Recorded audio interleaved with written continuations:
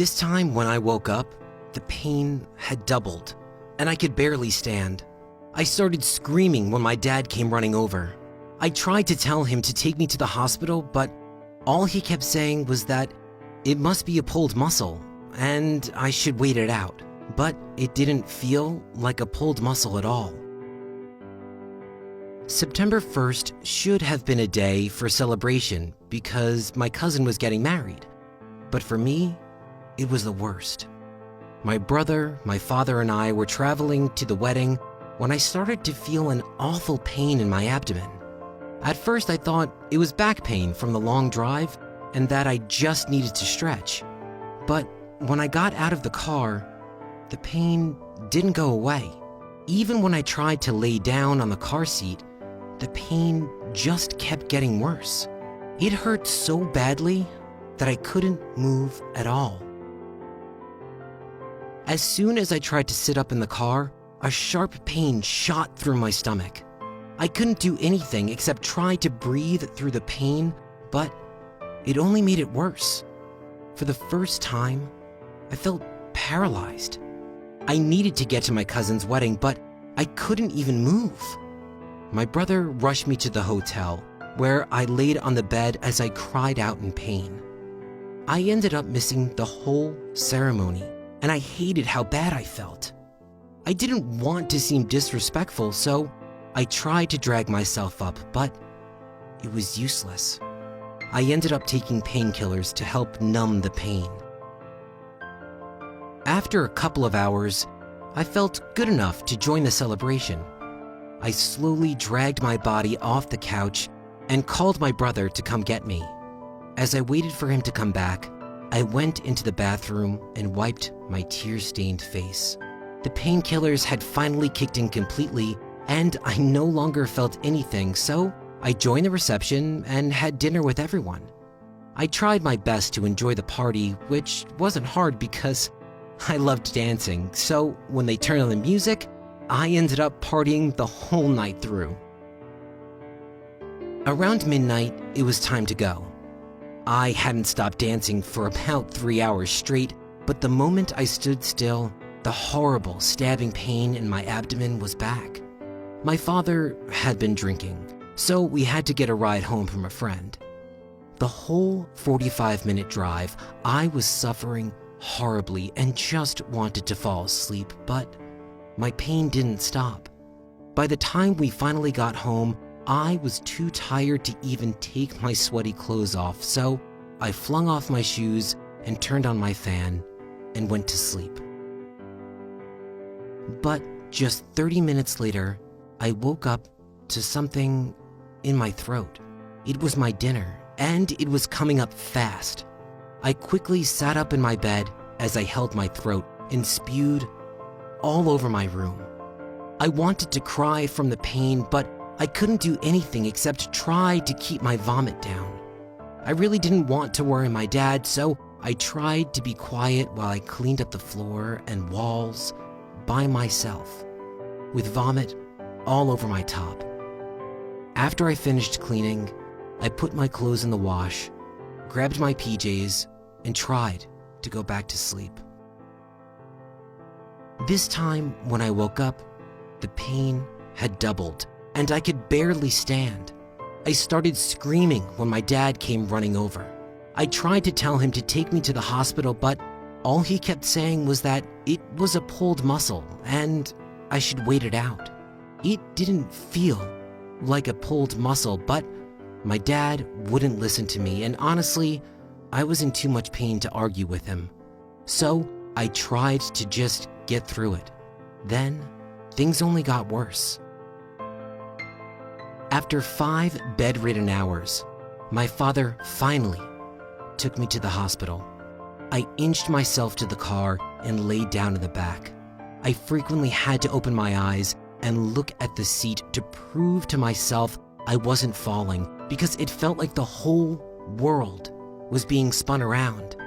When we got there, we registered and I sat down. I was hungry, but my father said I shouldn't eat in case they have to operate.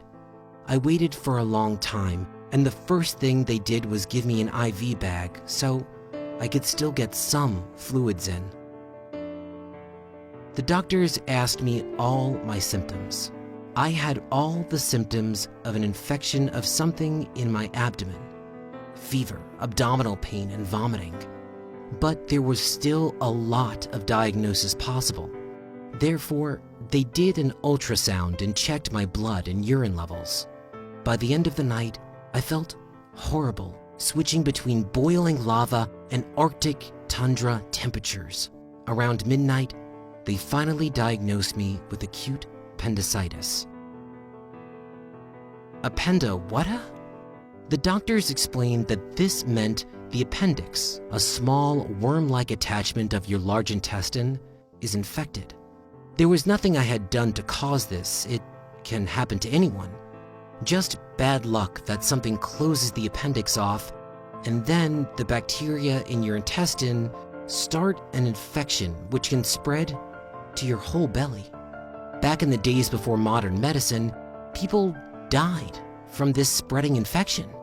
But all I felt was completely lightheaded. I was cold, tired, in pain, and hungry. As soon as I got in the pediatric ward, I passed out immediately. "We will remove your appendix tomorrow morning at 6 o'clock. After a night's sleep, painkillers, and fluids, I was feeling slightly better. All I could do was wait. I was only well enough to sleep and watch videos. 6 o'clock came, but no surgery. An accident had happened, and they had to postpone my surgery until noon. I know it seems strange that you have to wait, but it's really better to have a well-rested surgeon taking out your appendix than doing it in a hurry. And because your infection hasn't spread to the rest of your belly, we can wait." I was so hungry by this time, as I hadn't eaten for 4 days straight. It seemed like forever, but finally, noon arrived. The nurses came to wheel my bed away, down the floor to the operating room. They left me in the hallway with my parents, where my lead surgeon and the anesthesiologist came to greet me. I was so scared. I had never had an operation before and was unsure of what to expect, but my parents held my hand as the doctor took me through the procedure. After around 15 minutes, he said that it was time. I turned to my parents and told them I loved them. Then the nurses took me to a room with a lot of bright lights and lifted me onto a hard, cold table. The anesthesiologist injected a needle into my arm, and a nurse put an oxygen mask on my face. I started coughing and got extremely drowsy and dizzy. The last thing I remember thinking is, this isn't working. I will stay awake. The world goes black. I wake up to a world of pain. Where am I? Why am I still hurting so much? I open my eyes. There is a digital clock on the wall. 2 hours have passed. Through my pain, I glance around the room. I am in the recovery room. A nurse appears next to my bed. "How are you?" I want to answer her, but I can't even speak. "Horrible," I manage to whisper. "I feel worse than before, literally cut in half." I still had not eaten for days. After all this hungry time, I was finally allowed a popsicle. I was so happy to finally eat, but I soon regretted it, because after about 2 sucks, I vomited all over the ground. We decided I should wait before eating again. Later, they wheeled me away, where I met my parents in the waiting room and gave them a big hug before being wheeled back to my room in the pediatric ward. I was still only allowed to eat clear liquids, so after a couple of minutes, a nurse came into my room with chicken broth, orange juice, and Jell-O. I had never been so excited over chicken broth in my life. After my operation, I still had a lot of pain, and I missed the first week of school. It is weird to think that appendicitis is so common, but fatal if left untreated. I'm happy my operation went well. Some people can have infections of the wound, or the appendix can be so infected it bursts.